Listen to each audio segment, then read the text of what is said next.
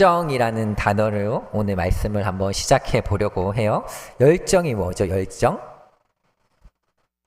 제가 네이버 초록색 창에 한번 쳐봤는데 표준 국어 대사전은 어떤 일에 열렬한 애정을 가지고 열중하는 마음이라고 정의하고 있어요.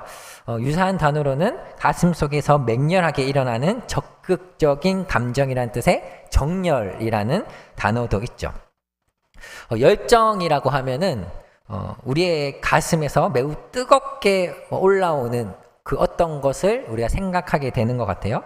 특별히 젊은 사람들, 그렇죠? 젊은 사람들이 자신의 인생을 던져서 무엇인가를 이루어내는 것을 보면 참 좋을 때다. 네, 저 말고요. 그렇죠? 그렇게 생각하시죠? 네, 이런 생각이 들면서 열정이 참 넘치는구나 이런 생각을 하곤 하죠. 열정이 가득한 사람을 보면 우리는 기분이 좋아지죠. 물론 열정이 가한 사람을 보면서 언짢게 생각하는 사람이 있을지도 모르겠어요. 근데 대부분의 사람들은 아마도 이 열정이라고 하면 나와는 관계없지만 매우 긍정적인 그런 생각이 드는 단어라고 아마 생각할 것 같아요. 세상에서 제일 재밌는 구경거리가 싸움 구경과 불 구경이라는 말이 있죠. 그렇죠? 불이 나면 어떻게 돼요? 사람들이 모여들죠. 좋은 일이 아니지만 사람들이 모여들어요. 못에도 나무에 불이 붙으니까 도망가는 것이 아니라 다가가잖아요. 맞죠? 열정도 마찬가지인 것 같아요. 이 열정으로 불타오르면 사람들이 그 불타는 것을 보기 위해서 몰려드는 것 같아요. 또한 이런 불타는 마음으로 인해서 다른 사람들을 뜨겁게 하기도 하죠. 그런데 오늘 본문에도 이 불타는 마음을 가진 사람이 등장하고 있어요. 누구죠? 예레미야라는 선지자인데, 이 예레미야 하면 우리는 눈물의 선지자네. 바로 답이 나오죠. 눈물의 선지자로 기억하는 경우가 많아요. 하나님의 이 심판을 선포하면서도 이 백성을 향해 깊은 슬픔과 연민을 품은 선지자로서 이해하고 있죠. 그래서 눈물의 선지자, 애통하는 선지자로 불리고, 또 한편으로는 고난받는 선지자, 핍박받는 선지자로 우리는 기억하기도 하는 것 같아요. 근데 오늘 이 예레미야의 또 다른 한 면을 보면서 한번 우리의 삶을 돌아보고 하나님을 향한 우리의 마음을 점검하는 시간이 되기를 축원합니다.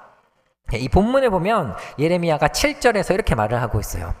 주께서 나를 권유하셔서 그 권유를 받았다.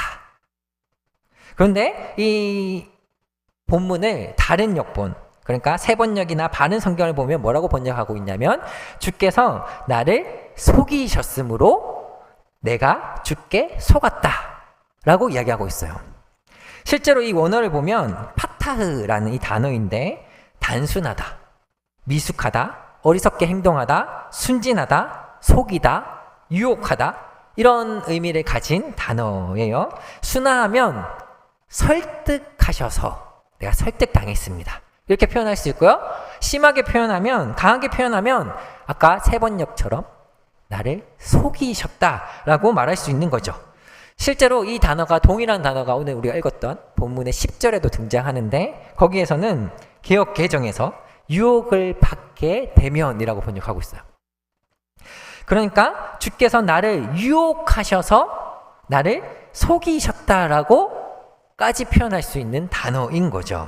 그럼 도대체 하나님께서 예레미야에게 무엇을 권유하셨고 어떤 권유를 받았길래 내가 속았다 라고까지 말하면서 이런 표현을 쓰고 있는 것일까? 이것을 한번 생각해 볼 필요가 있는 것이죠. 이것을 이해하려면 예레미야가 소명을 받았던 그 현장을 살펴볼 필요가 있어요. 예레미야 1장인데 여호와의 말씀이 예레미야에게 임해요. 그리고 하나님께서 뭐라고 말씀하시냐면, 모태에서 짓기 전에 너를 알았고 배에서 나오기 전에 너를 성별하여 여러 나라의 선지자로 세웠다라고 말씀하시면서 선지자로 부르세요. 그러니까 예레미야가 네 알겠습니다 하고 그 부름에 응답하는 것이 아니라, 저는 아이 같아서 제가 어떻게 말을 할 수 있겠습니까? 이렇게 말을 하는 거죠. 그러자 하나님께서 1장 7절에서 이렇게 말씀하시는 거예요. 여호와께서 내게 이르시되 너는 아이라 말하지 말고 내가 너를 누구에게 보내든지 너는 가며 내가 내게 무엇을 명령하든지 너는 말할지니라. 그러니까 선지자는 뭐예요? 하나님께서 누구에게 보내든지 가서 하나님의 말씀을 대언하여 전하는 사람인 거죠. 그러면서 8절에서 이런 약속의 말씀을 주시는데 한번 함께 읽어볼까요? 시작. 너는 그들 때문에 두려워하지 말라. 내가 너와 함께하여 너를 구원하리라. 나 여호와의 말이니라. 그러니까 하나님께서 보내신 자에게 가서 그들을 두려워하지 말라고 말씀하세요. 왜요? 하나님께서 함께 하시고 그리고 구원하여 주실 것이기 때문이죠. 한마디로 하면 하나님이 뒷배가 되어 주시기 때문에 우리가 두려워하지 말고, 우리가 아니죠, 예레미야가 두려워하지 말고 선지자로서의 사명을 감당하라는 거예요. 자, 이렇게 나는 할 수 없지만 하나님께서 설득하셔서 이런 약속을 붙들고 선지자의 사명을 감당했는데 어때요? 우리가 읽은 20장 8절에서 내가 말할 때마다 외치며 파멸과 멸망을 선포함으로 여호와의 말씀으로 말미암아 내가 종일토록 치욕과 모욕거리가 됨이니이다. 그러니까 하나님이 전하는 말을 했더니 말할 때마다 파멸과 멸망을 선포하고 있는 거예요. 그러니까 미움을 받는 거죠. 종일토록 매일매일 날마다 치욕과 모욕거리가 된다라는 거죠. 하나님이 뒷배가 되어 주시고 구원해 주신다라고 하셨는데 너무나 고통스러운 순간들이 계속해서 반복되고 있는 거죠. 치욕과 모욕을 당한다라는 거예요. 사실 이것은 예견된 일이었죠. 1장에서 하나님께서 함께 하시며 구원하시겠다라고 약속하신 이후에 한 가지 약속을 더 주시는데 1장 10절을 보니까 보라 내가 오늘 너를 여러 나라와 여러 왕국 위에 세워 내가 그것들을 뽑고 파괴하며 파멸하고 넘어뜨리며 건설하고 신게 하였느니라. 그러니까 뭐예요? 선지자의 이 선포를 통해서 여러 왕국들을 뽑아버리고 파괴하고 파멸하고 넘어뜨리고 그리고 반대로 건설하고 신겠다라고 말씀하시는 거예요. 그러니까 멸망과 파멸을 예언하는 수밖에 없다라는 거죠. 그런데 선지자가 이 멸망과 파괴를 예언하면 어떻게 될까요? 아, 좋다 하면서 박수치면서 그 말씀을 받는 사람들이 있을까요? 너희 나라 멸망할 거야. 너희가 지금 제 가운데 있어 라고 선포하는 그 메시지 앞에서 그 메시지를 정말로 열렬히 받아들이면서 회개하는 사람들이 얼마나 될까요? 성경 전체를 돌이켜봐도 사실 요나의 때 말고는 거의 없는 것 같아요. 그렇죠? 그래서 지금 핍박과 모욕과 치욕을 당할 수밖에 없었던 거죠. 그래서 나를 유혹하셔서 속이셨다라고까지 선지자가 지금 말하고 있는 거예요. 자, 이제 내가 하나님께 속았어요. 그러니까 뭐 어떻게 돼요? 우리가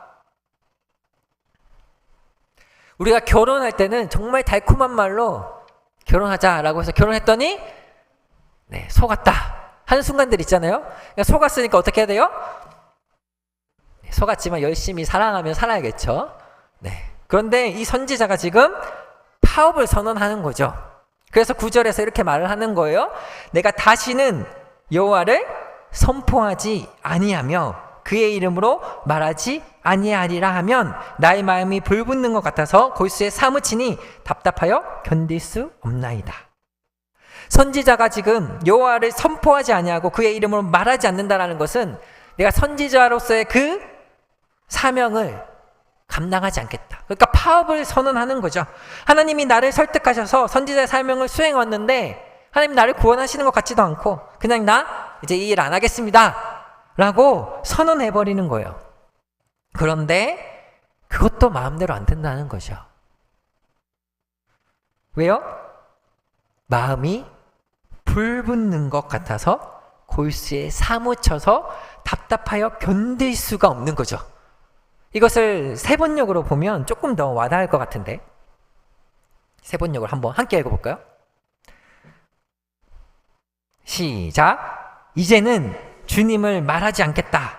다시는 주님의 이름으로 외치지 않겠다 하고 결심하여 보지만 그때마다 주님의 말씀이 나의 심장 속에서 불처럼 타올라 뼛속에까지 타들어가니 나는 견디다 못해 그만 항복하고 맙니다. 아멘. 뭐라고요? 주님을 말하지 않고 주님의 말씀을 외치지 않으면 주님의 말씀이 심장 속에서 불처럼 타올라서 뼛속까지 타들어가니까 결국 주님을 외치지가 않을 수 없는 거죠. 주님이 주신 사명이 우리에게 이뤄해야 한다는 거예요. 주님이 주신 사명이 무엇이죠? 아마 각자에게 각자에게 한 사람 한 사람에게 하나님께서 우리에게 주신 사명이 반드시 있을 거라고 생각해요. 근데 그 사명이 다 다를지도 모르겠어요. 근데 모든 그리스도인에게 동일하게 주어진 사명이 있어요. 그것이 무엇이죠? 지상 대위임 명령이라고 일컬어지는 말씀이죠. 마태복음 28장 18절에서 20절까지 말씀 함께 읽어볼까요?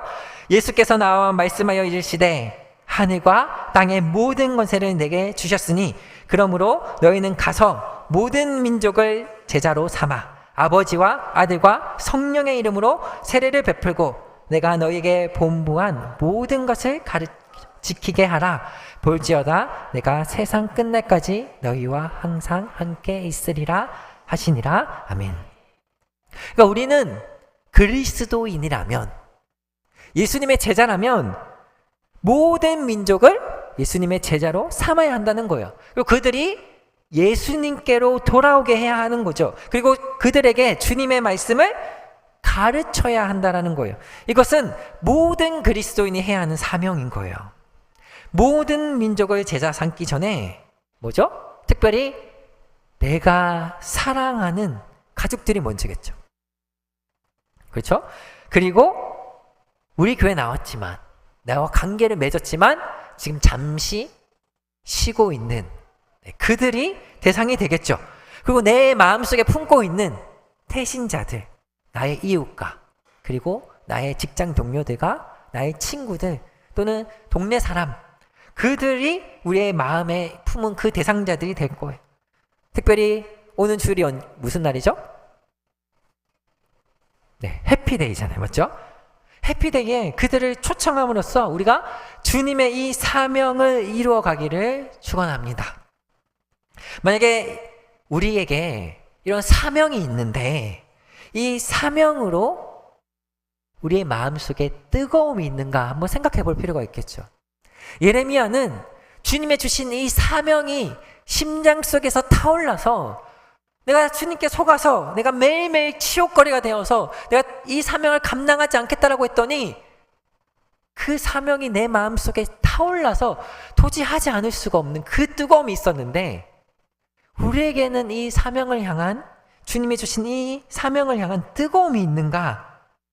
내가 주님을 말하지 않고 주님의 말씀을 외치지 않으면 주님의 말씀이 내 마음, 심장을 불태우고 있는가 한번 생각해 봐야겠죠. 우리는 그런 마음들이 있나요? 그러한 것을 느끼고 있는가 하는 거죠. 때로는 내가 잘 알지만 주님이 우리를 정말로 예수님의 증인으로 부르신 줄 알고 있지만 내 마음에 전혀 그러한 것이 없을 때가 있죠. 주님이 주신 사명을 가지고 담대히 나가야 하는데 그것이 쉽지 않다라는 거예요. 너무나 고단하고 힘든 길이라는 거죠. 그런데 오늘 본문의 이 예레미야는 사실 우리가 예레미야 전체를 살펴보면 더 힘든 길을 걸어갔어요.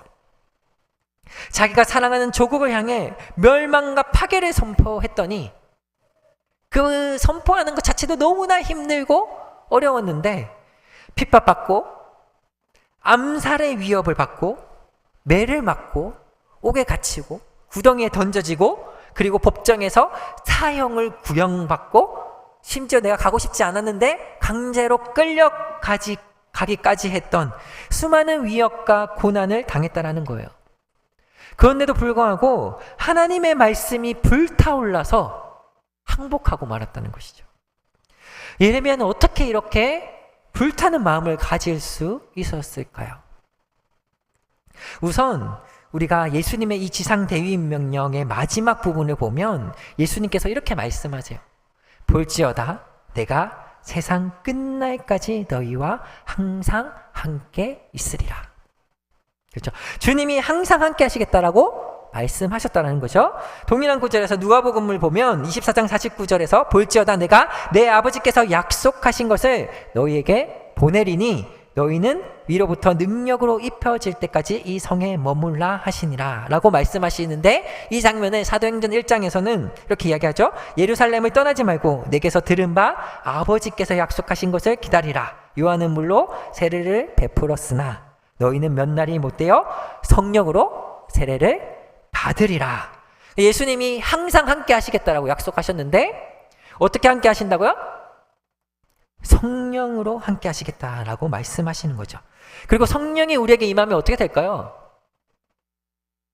사도행전 1장 8절 아마 다 외우고 계시겠죠? 그래도 앞에 있으니까 보시면서 볼게요.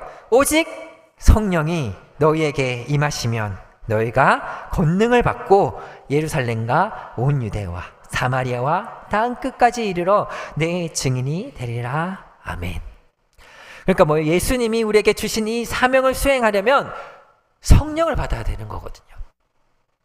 근데 성령이 함께 하실 때 우리가 예수님의 증인, 예수님의 제자 삼는 일, 예수님의 말씀을 가르쳐 지키게 하는 일을 할 수 있는 거예요. 그리고 우리가 성령을 받은 사람들이죠. 그렇지만 성령에 충만하지 않을 수 있어요. 성령은 받았지만 날마다 성령의 충만함으로 가득 차 있지 않을 수 있다는 거예요. 그러면 우리에게 주어진 이 사명으로 뜨겁지 않을 수 있다는 거죠. 그러니까 우리가 어떻게 해야 되냐면 성령을 구해야 되는 거죠. 성령이 임하시면 뭐라고요? 권능을 받고. 그러니까 우리가 예수님의 증인으로서의 그 능력, 우리가 전도할 수 있는 그 능력을 주시겠다라고 말씀하시는 거죠. 우리는 아이처럼 말할 수 없어요. 나는 전도할 수 있는 방법도 잘 모르겠고요. 그러나 성령이 임하시면 우리에게 능력, 권능이 임해서 전도할 수 있게 하신다라는 거죠. 예수님의 증인으로서 살 수 있게 하시겠다라고 말씀하고 계시는 거예요. 그러니까 우리는 마가의 다락방에 모여서 성령 받기를 구했던 것처럼 우리가 성령 충만함을 구해야 되는 거예요. 그렇게 성령을 구할 때에 성령 충만함으로 말미암아 예수님이 주신 그 사명을 향해 뜨겁게 나아갈 수 있게 되는 거죠. 저 여러분들 모두 그 성령의 충만함을 구해서 성령의 충만함으로 그 사명을 향해 뜨겁게 나아가기를 축원합니다. 자, 그러면 성령의 충만함이 우리의 사명을 향한 우리의 마음을 뜨겁게 한다라고 했어요. 그런데 또 사명을 향해 우리의 마음을 뜨겁게 하는 것이 있는데 그것은 말씀이에요. 이 엠마오로 가는 두 명의 제자에 대한 이야기를 우리가 다들 아실 거라고 생각해요. 예수님이 십자가에 죽으셨어요.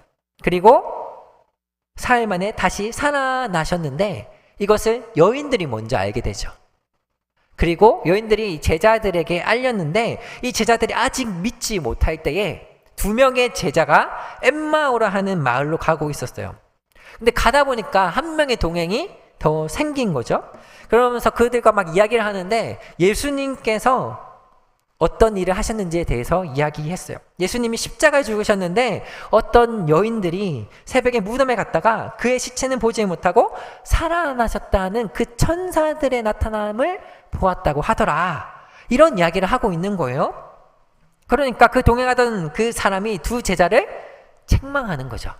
그러면서 모세와 모든 선지자의 글로 시작하여서 예수님에 대하여 성경에 쓴 모든 것을 자세히 설명해 주시는 거예요.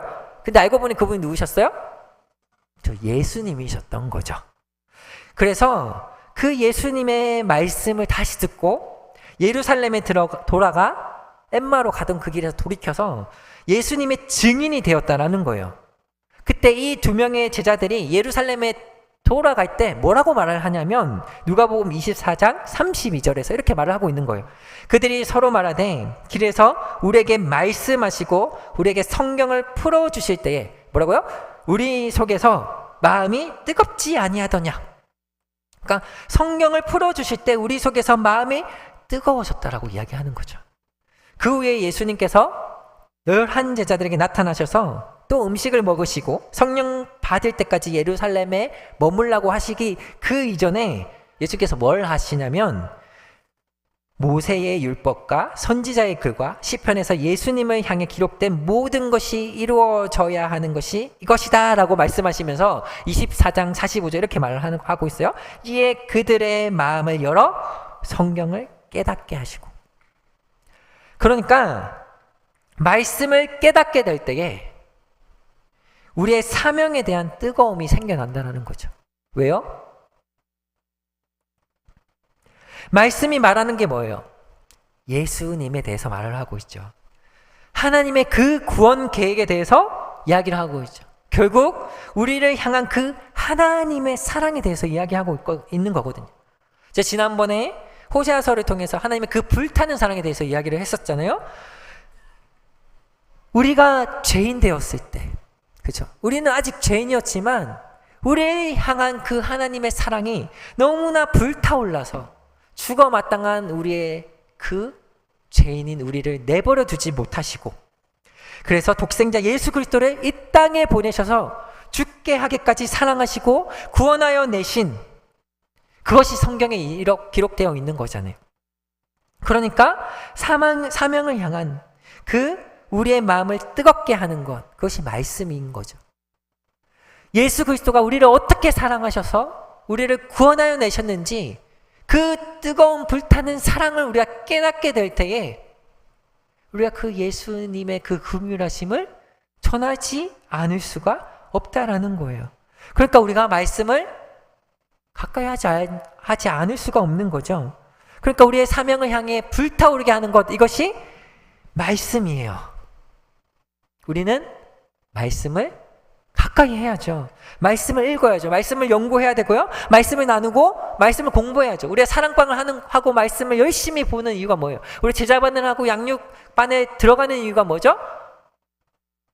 이것 하려고 하는 거죠. 우리는 말씀을 읽고 그 하나님의 사랑을 느껴야 돼요. 말씀을 읽으면서 하나님 주신 이 사명을 향해 뜨겁게 나아가야 하는 거예요. 주님의 그 불타는 사랑이 우리에게 옮겨 붙어서 그 불타오르게 하는 것이 바로 말씀이라는 것이죠. 이 성령 충만함과 기도, 그리고 말씀을 통해서 주님이 주신 사명이 나의 심장에서 불타올라서 뼛속까지 사무쳐서, 그래서 예수님을 외치지 않고는 견디지 못하는 저와 여러분들이 되기를 축원합니다. 자, 계속해서 말씀을 보면 예레미야가 주를 선포하지 않겠다고 한 이유가 무엇이었죠? 내가 종일 조롱당하고 치욕과 모욕거리가 되었기 때문이었죠. 근데 10절에서도 보면 예레미야를 이기려는 자들이 등장하고 있어요.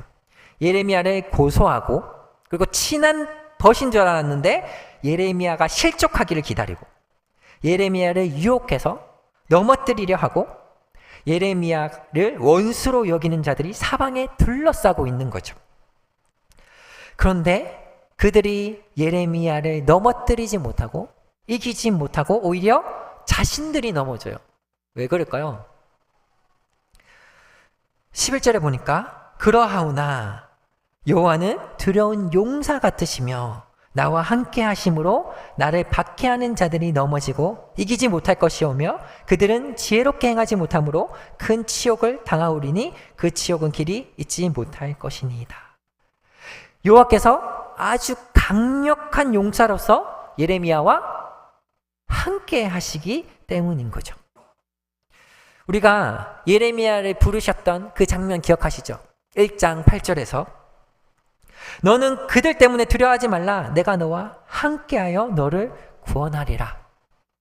이 약속이 지금 당장 눈앞에서 이루어지는 것 같지 않아 보인다 할지라도 하나님은 신실하셔서 그 약속을 이루실 것이라는 것. 예레미야 편에 서서 예레미야와 함께 하시기 때문에 예레미야를 이기려는 자들을 오히려 패배하게 하시는 거죠. 그렇기 때문에 여호와를 찬양하는 인생을 살아갈 수밖에 없는 거예요.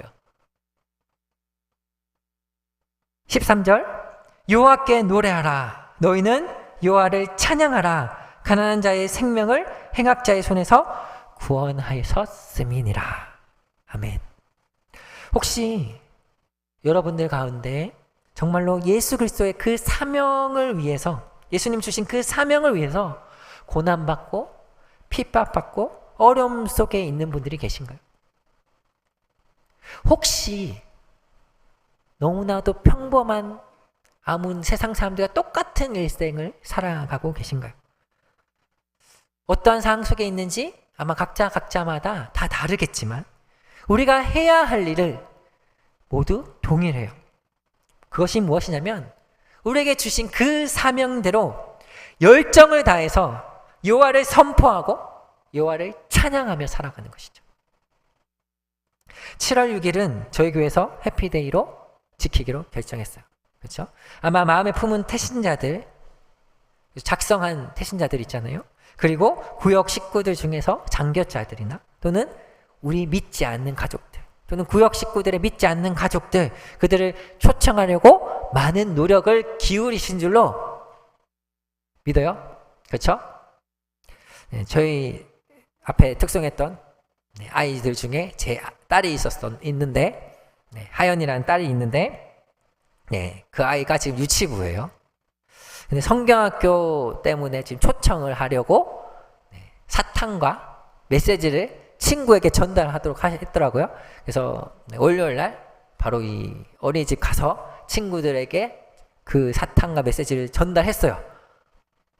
그리고 매일 성경학교를 위해서 지금 성경을 읽고 기도를 하고 있어요.